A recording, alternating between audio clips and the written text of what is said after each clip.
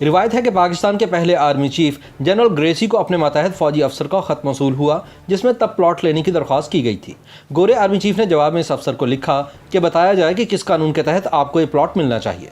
उस वक्त तो ये बात रफा दफा हो गई, मगर मुस्तकबिल करीब में प्लाट के ख्वाहिशमंद ये अफसर न सिर्फ आर्मी चीफ के ओहदे तक पहुँच गए, बल्कि इन्होंने मुल्क में मार्शल लॉ नाफिज करके खुद को फील्ड मार्शल भी बना दिया।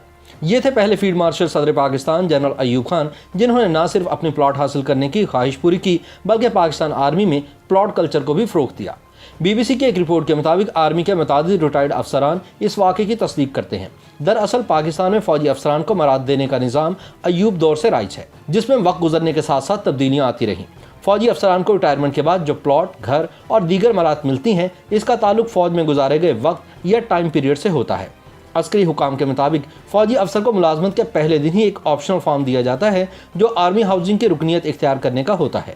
रुकनीत हासिल करने वाले को 1 लाख रुपए डाउन पेमेंट अदा करना होती है और फिर इसकी तनख्वाह से कटौती होती रहती है। रिटायर्ड ब्रिगेडियर वासिफ अली के मुताबिक शुरू में तो फ़ौजी अफसरान की तादाद कम थी, तो सबको मराद मिल जाती थी, मगर अब ऐसा नहीं। अब ज़राई ज़मीन की अलाटमेंट हक नहीं, बल्कि दस्तयाबी से मशरूत होती है। इनके मुताबिक खिदमात की बुनियाद पर मराद का सिलसिला अंग्रेज़ दौर से ही जारी है, जब गोरों की खिदमत के बदले खिताबात, वजीफ़े और ज़मीन इनाम में दी जाती थी। अंग्रेज़ की खिदमत के बदले किसी को नवाब तो किसी को खान का टाइटल मिलता था। सर का खिताब लेने वाले तो बहुत ही खुशकिस्मत समझे जाते थे। पाकिस्तान आर्मी में अफसरान को हासिल मराद से मुतालिक BBC की रिसर्च के मुताबिक ज़ाब्ता कार के तहत जब कोई फौजी अफसर 15 साल सर्विस कर लेता है, तो फिर वो एक प्लॉट का हकदार हो जाता है। इस अरसे में ज़्यादातर अफसरान मेजर के रैंक तक पहुँच चुके होते हैं, यानी मेजर के ओहदे से ही फौज में मराद मिलने का सिलसिला शुरू हो जाता है। इसके बाद जब एक अफसर तकरीबन 25 साल तक मुलाजमत कर लेता है, तो इसके बाद वो मराद के दूसरे पैकेज का हकदार हो जाता है। 25 साल की मुलाजमत के बाद अफसरान कर्नल या ब्रिगेडियर के रैंक पर पहुंच जाते हैं। मुसन्निफा आयशा सिद्दीका का कहना है कि जब कोई ब्रिगेडियर वॉर कोर्स कर लेता है, तो इसके बाद वो 2 कमर्शियल और 1 रिहायशी प्लॉट का हकदार हो जाता है। इनके मुताबिक इस कोर्स के बाद ब्रिगेडियर 2 रिहायशी और 1 कमर्शियल प्लॉट हासिल करता है।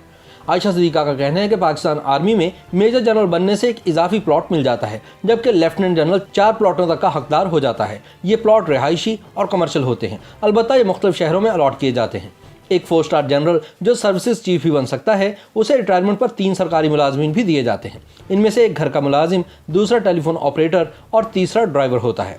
आयशा सिद्दीका के मुताबिक लेफ्टिनेंट जनरल अगर कोर कमांडर भी रहा हो, तो फिर ऐसी सूरत में वो 3 साल तक इस ओहदे पर रहता है। इनके मुताबिक DHA के हर नए सेक्टर में कोर कमांडर को प्लॉट मिलता है। इनकी राय में ये प्लॉट दूसरे शहरों के DHAs के साथ एक्सचेंज भी किए जा सकते हैं। ताहम अस्करी हुकाम इनकी इस राय से मुत्तफिक नहीं।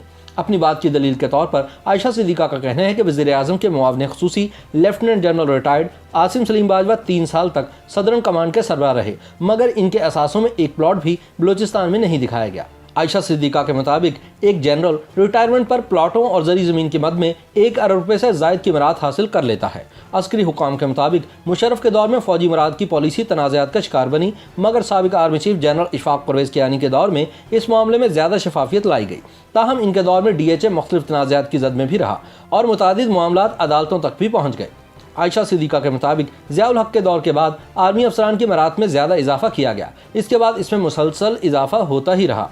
फौजी अफसरान को इनके ओहदे के एतबार से रिटायरमेंट के बाद ज़रूरी ज़मीन भी अलॉट की जाती है। माजी में साबिक़ आर्मी चीफ राहील शरीफ को लाहौर में 90 एकड़ ज़मीन अलॉट की गई। ये ज़मीन सरहदी इलाके की ज़मीन कहलाती है और जनरल राहील शरीफ को 3 शराइत पर GHQ की तरफ से ये ज़मीन 33 साल की लीज पर दी गई। अगरचे फौज में मेजर के ओहदे से मराद का सिलसिला शुरू हो जाता है, ताहम कर्नल से लेकर लेफ्टिनेंट जनरल तक अफसरान को तकरीबन 2 मुरब्बा ज़रूरी ज़मीन 99 साल की लीज पर दी जाती है, जबकि जनरल को मज़ीद इजाफी ज़मीन मिलती है।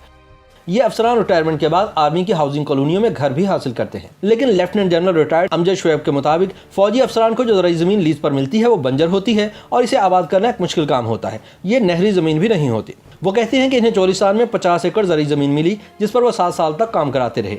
रेत ज़्यादा होने की वजह से 25 एकड़ से रेत निकाल कर दूसरे 25 एकड़ पर डाली गई, मगर ये ज़मीन दूर होने की वजह से इन्हें 75 लाख रुपए में बिलाखिर बेचना पड़ी और इसके बाद इन्होंने अपने ख़ानदान के लिए रावलपिंडी में घर खरीद लिया। जनरल रिटायर्ड अमजद के मुताबिक ये ज़मीन बेचने के लिए GHQ से इजाज़त भी लेना ज़रूरी होती है। जनरल अमजद के मुताबिक इनके दौर में फौजी अफसरान को कैंट में मिलिट्री लैंड पर घर लीज पर दिया जाता था, जिसे 20 साल तक फ़रोख्त करने की इजाज़त नहीं होती थी। इनका कहना है कि अब फौजी अफसरान को आर्मी की हाउसिंग सोसाइटियों में प्लॉट और घर अलॉट किए जाते हैं।